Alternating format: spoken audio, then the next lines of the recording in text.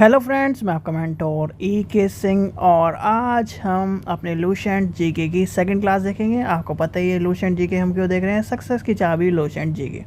और आपको पता ही है किसी भी एग्ज़ाम के लिए जीके का होना यानी कि जीके का याद होना बहुत ही आवश्यक है, इसलिए हम जीके को लेके चल रहे हैं। और अगर यूपी के एग्ज़ामों की बात करें, जैसे यूपी के एग्ज़ामों में बहुत सारे बच्चे करते हैं, जैसे टीजीटी, पीजीटी, हिस्ट्री, पॉलिटिकल यानी अन्य विषयों को लेकर चलते हैं। तो आपको पता ही है कि यूपी के जो बहुत सारे क्वेश्चन हैं वो लुसेंट से भी उठते हैं, और लुसेंट जीके और लुसेंट ऑप्शनल, जो ऑप्शनल वाली किताब आती है उससे भी उठते हैं। तो इसलिए हम कर रहे हैं लुसेंट की तैयारी, यानी कि छोटे छोटे शब्दों में, आसान शब्दों में, जैसे कहते हैं स्लो लर्निंग टाइप में आपको लुसेंट के बारे में बताया जा रहा है। ये नहीं कि बड़े बड़े, जैसे आपको देखा होगा बहुत सारे आपको चैनल मिले होंगे या फिर बहुत सारे आपको वीडियो मिलेगी, एकदम क्या नाम है आपको ऐसे समझा देते हैं जैसे कुछ मैथ्स की चीज़ें होती हैं। मैथ्स में 2/4 ये फलाना टिकड़ा इतना, इस तरह से आपको सॉल्व करोगे ये हो जाएगा वो हो जाएगा।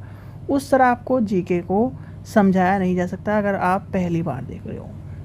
लुसेंट को समझने के लिए एक एक लाइन, जैसे छोटा बच्चा पढ़ता है ना, जैसे ये है सक्सेस की चाबी लुसेंट जीके, इस तरह आपको पढ़ना पड़ेगा, तभी आप थोड़े से उस चीज़ में आओगे और आपको चीज़ें याद रहेंगी। ठीक है, चलिए तो आज हम चलते हैं, हमारी नेक्स्ट क्लास है, आज हमारी है सेकंड क्लास। तो चलिए सबसे पहले हमने वो इतिहास पढ़ लिया था, भारत का इतिहास पढ़ लिया था। फिर उसके बाद हमने इतिहास को 3 पार्टों में डिवाइड कर दिया था। 3 पार्ट के बाद हमने फिर उसके स्रोत बताए थे, 4 पार्ट में स्रोत पढ़ लिए थे। और उसके बाद हमने ऋग्वेद, यजुर्वेद, ये सारे वेदों के बारे में पढ़ लिया था।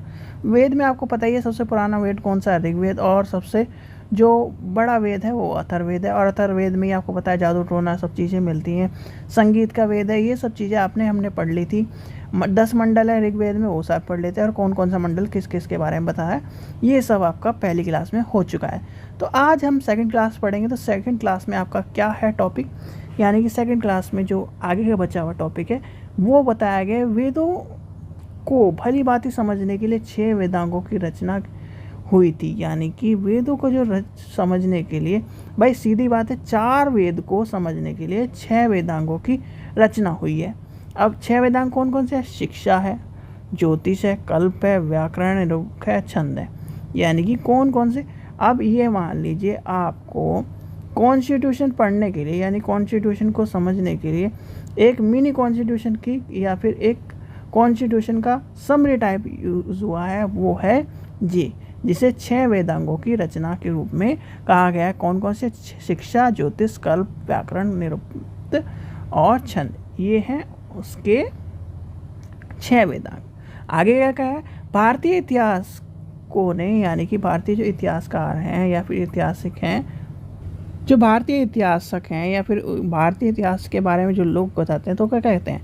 भारतीय इतिहास से कथाओं का सबसे अच्छा क्रम विवरण पुराणों से मिलता है, यानी पुराणों में मिलता है। इसकी रचनाएं लोमहर्ष, यानी कि एक तरह से लोमहर्ष और उनके पुत्र उग्रसेन ने माने जाते हैं। इनकी संख्या 18 है।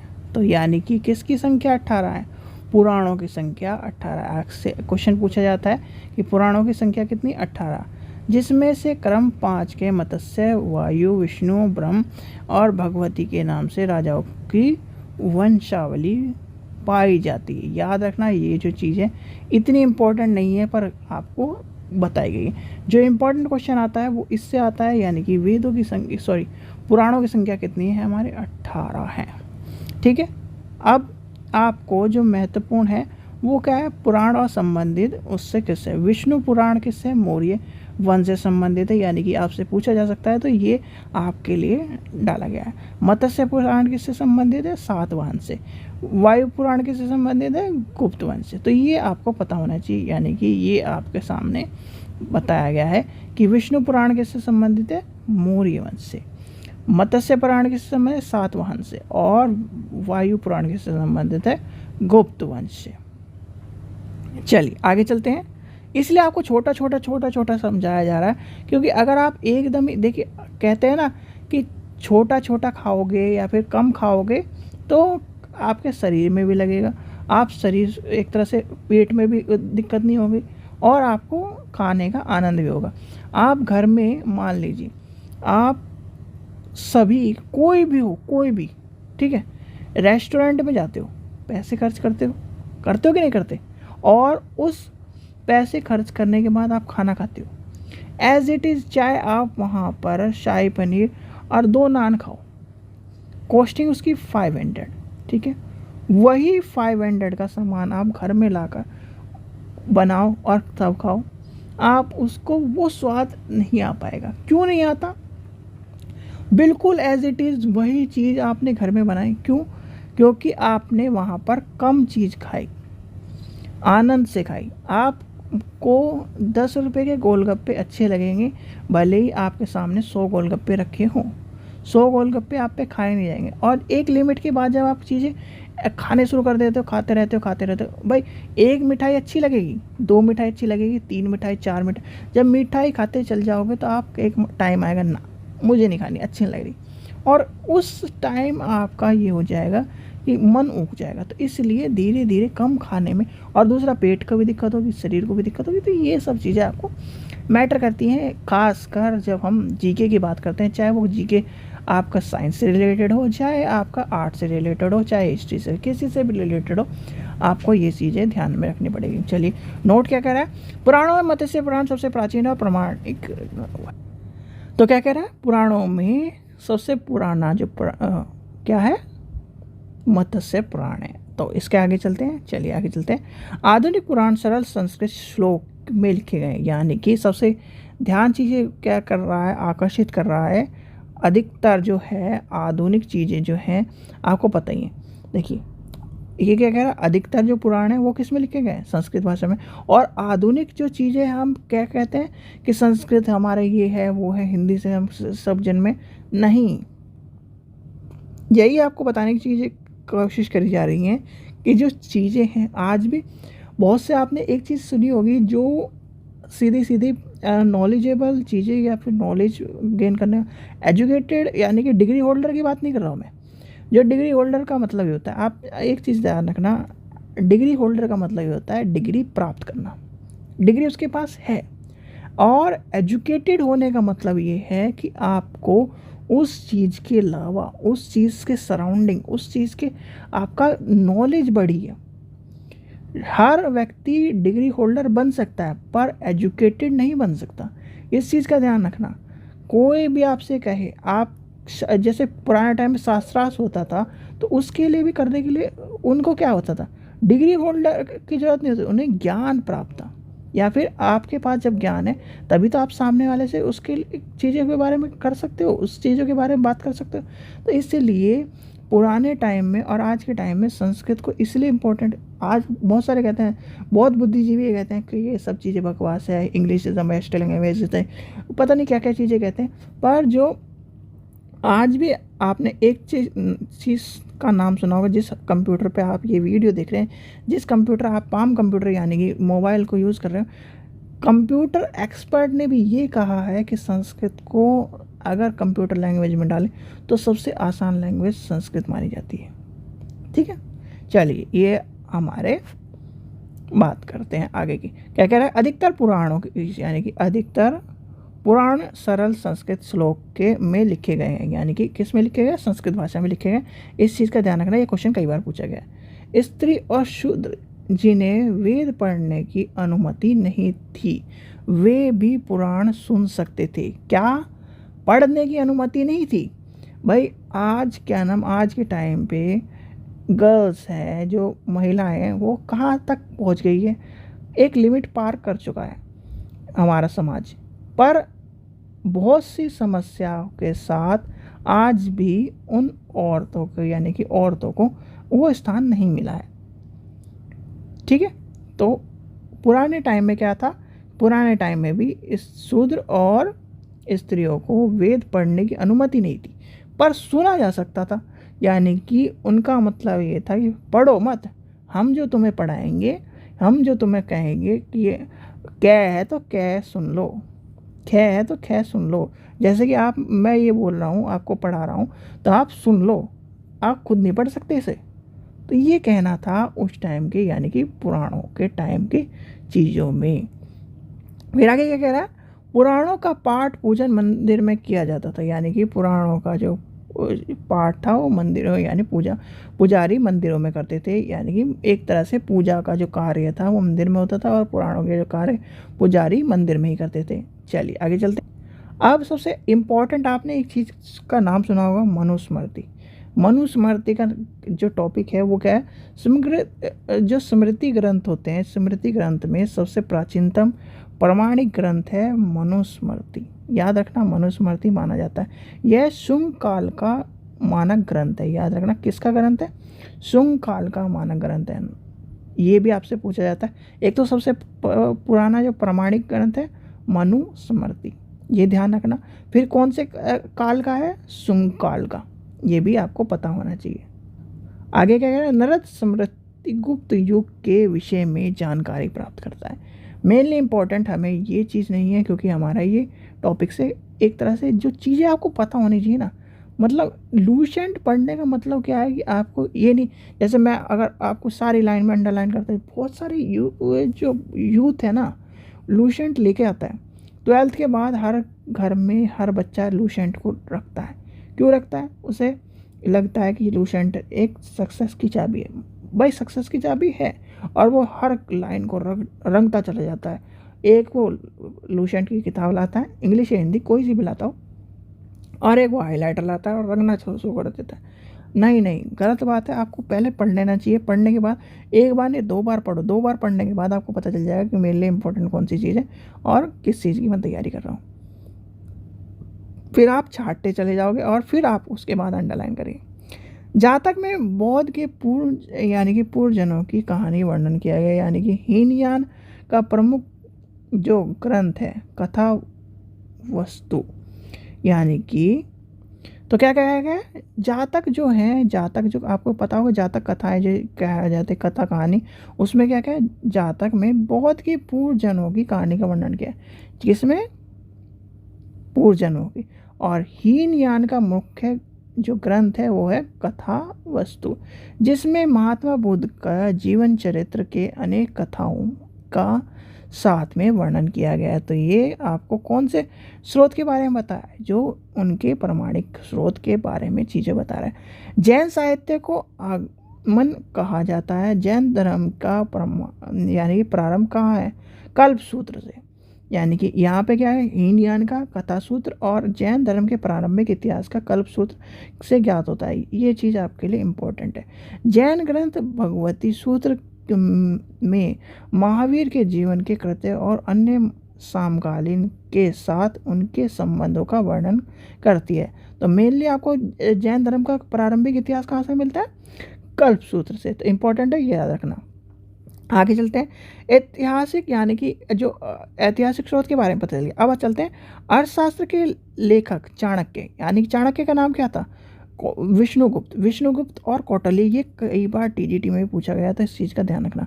ये होती है छोटी छोटी चीज़। हमें जब आप इतने लेवल में पहुंच जाओगे तो आपको काटना चीज़ें आ जाएगी। हमें हर चीज़, आप ये मान लीजिए इस किताब में मान लीजिए 10,000 लाइनें हैं, ठीक है, 10,000 लाइनें हैं, तो 10,000 लाइन आप याद करोगे, नो, ये स्मार्ट वर्क नहीं होता। स्मार्ट वर्क का मतलब ये होता है आप 10,000 लाइन में से अपने लिए मुश्किल से 500 वो लाइन निकालें जो आपके काम की। जैसे क्या है, अर्थशास्त्र के लेखक कौन थे, चाणक्य का जो नाम था वो क्या था, कौटिल्य और विष्णुगुप्त। ठीक है, ये ध्यान रखना।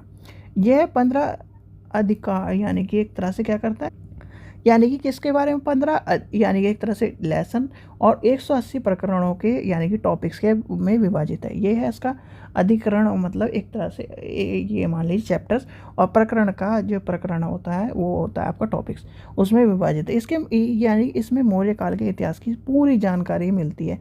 और एक चीज़ आपको मैं आज कन्फ्यूज़न कर देता हूँ, जो दूर है वो है ये वर्ड। बहुत सारे बच्चे यहाँ पर ये सोचते हैं इकोनॉमिक्स का ग्रंथ होगा। नो, इकोनॉमिक्स का ग्रंथ नहीं होगा। ध्यान रखना, इतिहास का मतलब ये है कि आपको चीज़ों का पता है। अर्थशास्त्र का मतलब ये था कि राजनीतिक ग्रंथ था, वो था राजनीतिक ग्रंथ, जिसमें राजनीतिक के साथ साथ उसकी सारी चीज़ें, एक पूरे राजा की किस तरह से मॉडिफिकेशन होनी चाहिए, किस तरह से उसका शासन चलना चाहिए, किस तरह से उसे पैसा कमाना चाहिए, किस तरह से डेवलप होना चाहिए। ये सारी राजनीतिक पूरी उथल पथल सारी चीज़ों का नाम भले ही अर्थशास्त्र है, अर्थशास्त्र उसका नाम रखा गया है। अर्थशास्त्र आज का कोई भी मॉडर्न बच्चा उठा के बस ये देख ले, लिख के लाइन को पढ़ ले, अगर उसने ये पढ़ लिया कि अर्थशास्त्र के लेखक चाणक्य थे, तो वो ये कह देगा इकोनॉमिक्स के जो फादर हैं वो हैं चाणक्य। और उसका इतना अच्छा मजाक बनेगा, इतना अच्छा मजाक बनेगा, जिसे कहते हैं कि अधूरा ज्ञान दिक्कत देता है। वही तो अर्थशास्त्र का मतलब ये नहीं है कि आपका जो इकोनॉमिक्स है वो है राजनीति विज्ञान की जानकारी। इसलिए इसमें कहा गया मौर्य के काल के सभी ऐतिहासिक जानकारी सब चीज़ें में, और जो उसके 15 लेसन और 180 प्रकरण थे, उसमें सारी चीज़ें, राजा को कैसे चलना चाहिए, राजा को किस तरह से अपने शासन को संभालना चाहिए, उसके कौन कौन से जो चाणक्य थे। आपने बिंदुसार का नाम सुना होगा। बिंदुसार, क्यों उसे बिंदुसार कहा जाता था? क्योंकि चाणक्य जो था ना, वो इतने शातिर थे, इतने शातिर थे, आज के टाइम पे तो सामने वाले के जो दिमाग में क्या चल रहा है उनका ये भी मानना था।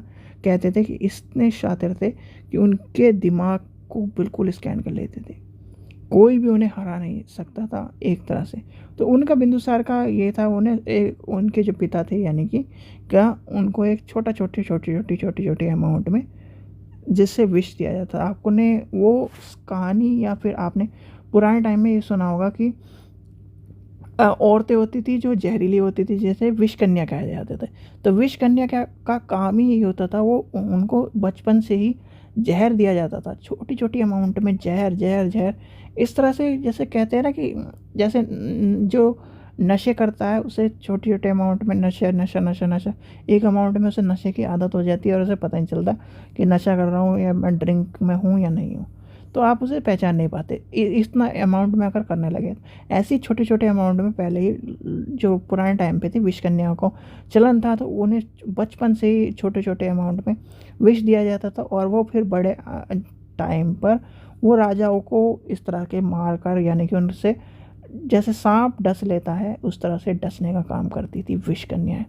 इसलिए जो कौटिल्य थे यानी कि चाणक्य थे, वो राजा को क्या करते थे, छोटी छोटी अमाउंट में देते थे, और वो एक दिन उसकी रानी ने कर लिया था, यानी कि वो जो पात्र था यानी कि जो उनका खाना था वो खा लिया था। और खाना खाने के बाद जब बिंदुसार उनके पेट में था तो उनको वो दिक्कत हुई और वो मरने की स्थिति में थे। तो इसलिए उनके फिर जब मस्तिष्क में यानी कि सर के पास एक डॉट के रूप में वो चीज़ दिखाई देती थी, तो इसलिए उनका नाम बिंदुसार पड़ा। ये आपको कहानी थोड़ी बहुत मैंने लय में नहीं समझाई, यानी कि एक तरह से कि जैसे क्रम में होती है, तो आपको वो चीज़ें आपको बता दी क्योंकि टाइम आपका कि चलिए आगे चलते हैं। संस्कृत के आपने यहाँ तक पढ़ लिया था हमने। संस्कृत साहित्य में ऐतिहासिक घटनाओं को क्रमबद्ध लिखने का सर्वप्रथम प्रयास कल्हण ने किया था। किसने करा था? कल्हण ने के द्वारा किया गया था। कल्हण द्वारा रचित पुस्तक राजतरंगिणी, जिसके संबंध में कश्मीर के इतिहास के। अब ये देखिए, जो आप जो चीज़ें कहते हैं, देखो हमारा टॉपिक वो नहीं है कि हम यहाँ पर बैठकर एक पॉलिटिकल मोड को अपने टॉपिक में लेके आए। हमें पढ़ना है, अपना एजुकेशन प्राप्त करनी और यहाँ से निकलना है। क्योंकि देखिए, ये अगर आप उस पॉलिटिकल व्यू में चलेंगे या कि कश्मीर भारत का हिस्सा है या फिर इसका हिस्सा है, तो ये बुद्धिजीवियों का काम नहीं है। ठीक है, बहुत सारे आपने देखा होगा कि ये सब चीज़ें के लिए लड़ते रहते हैं। देखो, एक टॉपिक है वो, ठीक है, वो हिस्सा होना चाहिए। और मैं आज भी एक मान के चलता हूँ कि जो चीज़ हुई है वो गलत हुई है, ठीक है, पर कश्मीर पहले से ही, और आपको पता ही अखंड भारत जो था वो बहुत बड़ा था, आपको पता ही अफ़गानिस्तान तक था। चलिए तो आगे चलते हैं, उसको छोड़ दिए, हमें कोई करना नहीं है, हमें तो अपने भाई लूसेंट को पढ़ना है, इतिहास को पढ़ना है। अरबों के सिंध विजय का विवरण, यानी कि एक तरह से चंचल नामक लेखक अली अहमद के सुरक्षित है, यानी कि किसके बारे में? चाचा नामक के लेखक अली अहमद में सुरक्षित है। ये ध्यान रखना, ये आपसे वैसे ये क्वेश्चन अभी तक कहीं भी देखा है नहीं है, तो इसलिए आप इसको भी स्किप कर सकते हैं, इसको आप स्किप कर सकते हैं। ठीक है, चलिए आगे चलते हैं। चलिए आगे क्या कह रहा है, अष्टध्यायी संस्कृत भाषा के व्याकरण का प्रमुख पुस्तक यानी कि प्रथम पुस्तक मानी जाती है। प्रमुख भी होती है। अब आप यहाँ पर लेके चले, देखिए लिखने वाले जो आप राइटिंग में पेपर लिखते हो, ये तो हम मल्टीपल चॉइस या किस तरह की लेके चले। जब आप लिखने की बात करते हो तो आपको वर्डिस को भी बढ़ाना होता है और इम्पोर्टेंट चीज़। अब यहाँ पर प्रथम चीज़ लिखी थी, तो प्रथम के बाद हम प्रथम जो चीज़ होती है वो प्रमुख होती है। याद रखना, प्रथम चीज़ प्रमुख मानी जाती है। प्रथम प्रमाण प्रमुख प्रमाण माना जाएगा, ये आपने कहीं ना कहीं सुना होगा। तो इसलिए आप ऐसी चीज़ों को प्रथम को प्रमाण के प्रमुख और प्रमाण के रूप में के लेखक में पाणिनि है, यानी कि पाणिनि ने किसकी रचना करी, अष्टध्यायी। इससे मौर्य के पहले का इतिहास तथा मौर्य युगन राजनीति अवस्थाओं की जानकारी प्राप्त होती है। किससे, पाणिनि से। ठीक है, ये ध्यान रखना। चलिए आगे चलते हैं। आगे क्या कह रहा है, कल्याणी यानी कल्याणी के मार्मिक साहित्य एक ज्योतिष ग्रंथ है जिसमें कि भारत के पहले यानी कि भारत पर होने वाले जो हमले हैं यानी कि आक्रमण का उल्लेख मिलता है। पतंजलि पुष्यमित्र शुंग के पुरोहित थे, यानी कि पतंजलि कौन थे। अब ये वाला पतंजलि नहीं जो बाबा रामदेव वाला पतंजलि है, वो नहीं। पतंजलि जो थे एक तरह से योग शास्त्र एक तरह से उनका माना जाता है, इसलिए पतंजलि पुष्यमित्र शुंग के पुरोहित थे। इनके महाभाष्य के शुंग के इतिहास का यानी महाभाष्य से शुंग के इतिहास का पता चलता है, याद रखना। चलिए आगे चलते हैं। ये आज तक का यानी कि अब आपकी नेक्स्ट क्लास हो जाएगी, यानी कि इसके बाद आपकी नेक्स्ट क्लास शुरू हो जाएगी, क्योंकि ये आपको छोटे छोटे पार्ट्स में इसलिए पढ़ाया जा रहा है। देखिए आपको एक साथ आपको सारे मान लीजिए आपको 20 पन्ने एक साथ इतिहास के कवर करा दें और आपको एक भी अक्षर याद ना हो, फिर क्या फ़ायदा है। मेरी वीडियो बनाने का कोई फ़ायदा नहीं, मेरे को पढ़ाने का भी कोई फ़ायदा नहीं, तो कोई फ़ायदा नहीं होता इस तरह से। इसलिए आपको छोटे छोटे टॉपिक्स में काट काट कर चीज़ें बताई जा रही हैं। तो आपने सारी चीज़ें समझ ली। देखिए आज क्या क्या सीख लिया आपने भाई, वेदों के जो भली बात है जो समझने का, वेदांग के 6 जो है शिक्षा, ये सब चीज़ें। पुराणों की संख्या आपको पता चल गई, 18 पुराण है हमारे। जो विष्णु पुराण है वो किसका है, मौर्य काल का। मत्स्य का है सातवाहन का। वायु पुराण किसका है, गुप्त वंश का। फिर आपने पुराणों के मत्स्य पुराण सबसे प्राचीन पुराण है, इसके बारे में जान लिया। फिर इसमें स्मृति ग्रंथों के बारे में जान लिया, ये सारी चीज़ें जान ली। फिर आपने जैन धर्म बौद्ध धर्म के बारे में जान लिया कि जैन धर्म बौद्ध धर्म। फिर अर्थशास्त्र के बारे में जान लिया, अर्थशास्त्र किसका है, चाणक्य का। चाणक्य को कहते हैं, कौटिल्य कहते हैं। उनकी जो बुक है उनके जो उसमें 18 अध्याय हैं और क्या ना 180 क्या चीज़ें टॉपिक्स हैं। साहित्य की दृष्टि से क्या है, अष्ट धातु क्या है, ये सब चीज़ें आपने जान ली। ठीक है बच्चों, यही आपको थोड़ी थोड़ी थोड़ी थोड़ी मतलब कि जैसे बिंदुसार का जन्म जो हुआ वो बिंदु लगने से हुआ, इस तरह से आपको थोड़ा थोड़ा थोड़ा थोड़ा अमाउंट में क्या दिया जा रहा है, एक थोड़ा थोड़ा थोड़ा थोड़ा थोड़ा ज्ञान दिया जा रहा है। और थोड़ा थोड़ा करके बूंद बूंद से सागर भरता है, बूंद बूंद से ही आपको भरना है अपना सागर। ये नहीं कि सागर को एकदम लपेट लो, सागर को अपना पूरा नहीं ऑब्जर्व किया जा सकता है। आप हरिद्वार जाते हो या फिर कहीं भी जाते हो तो आपको क्या मिलता है, आप ये थोड़ी कि पूरी पूरी गंगा या फिर पूरे हरिद्वार के पानी को लेके आ जाओ, नहीं, वो कुछ अमाउंट में आप लेके आते हो गंगा जल। क्यों, क्योंकि उसको आप पवित्र मानते हो, उसको आप चीज़ें अच्छी मानते हो। वैसे ही आपको छोटे छोटे अमाउंट में आपको क्या करना है, अपने ज्ञान को इकट्ठा करना है और फिर आपको एक पूरा ज्ञान को भर लेना है। जैसे चलिए ये भी एग्जांपल मान लीजिए इनसफिशिएंट है। जैसे आप हैंडपम्प पुराने टाइम पे थे, एक हैंडपम्प से एक बार करा प्रेस, 2 बार करा, 3 बार करा, धीरे धीरे तो करते रहते हो, तभी तो एक टाइम ऐसा आता है आपकी बाल्टी भर जाती। तो ऐसे ही आपको धीरे धीरे करके ज्ञान को इकट्ठा करते चल जाना है और फिर आपका ज्ञान हो जाएगा पूरा। और ज्ञान होते ही पूरा, कोई भी आपसे फट देसी क्वेश्चन पूछेगा, आप धड़ देसी आंसर दोगे। कहते हैं ना, फट देसी क्वेश्चन पूछ धड़ देसी आंसर दूंगा, वही काम आपको करना है। ठीक है, तो इसलिए आपको लूसेंट इसी छोटे अमाउंट में पढ़ाई जा रही है। ठीक है बच्चों, आशा करता हूँ आपको वीडियो पसंद आई तो लाइक करें, चैनल को सब्सक्राइब करें और वीडियो को ज़्यादा से ज़्यादा शेयर करें, जिससे आपके दोस्तों को और सबको मिल जाए। अभी देखिए CTET का नोटिफिकेशन आ चुका है, तो CTET का हम नोटिफिकेशन के बारे में आपको बताइए, थर्सडे को से आपकी क्लास शुरू हो जाएगी। आपको सबसे पहले आपको पेपर ही मिलेगा। पेपर आपको जिसे पेपर लेना है वो या तो साइट पर जाकर ले सकता है या फिर चैनल के डिस्क्रिप्शन में साइट का लिंक दिया है, वहाँ से ले सकता है। आपको जैसे भी हो, और नहीं तो आप इस वीडियो के डिस्क्रिप्शन में या कहीं भी आप चैनल पर जैसे आप जाएंगे आपको सारी चीज़ें मिल जाएंगी। UP-TET के पेपर भी है, CTET के पेपर भी मिल जाएंगे, और अभी आपके कुछ टाइम में आपके नेट के पेपर भी आने वाले हैं। तो आपको चैनल पर सफिशेंट वैल्यू में आपको सारे पेपर मिलेंगे। ठीक है बच्चों, आशा करता हूँ आपको वीडियो पसंद है तो लाइक करें, चैनल को सब्सक्राइब करें और वीडियो को ज़्यादा से ज़्यादा शेयर करें। Thank you.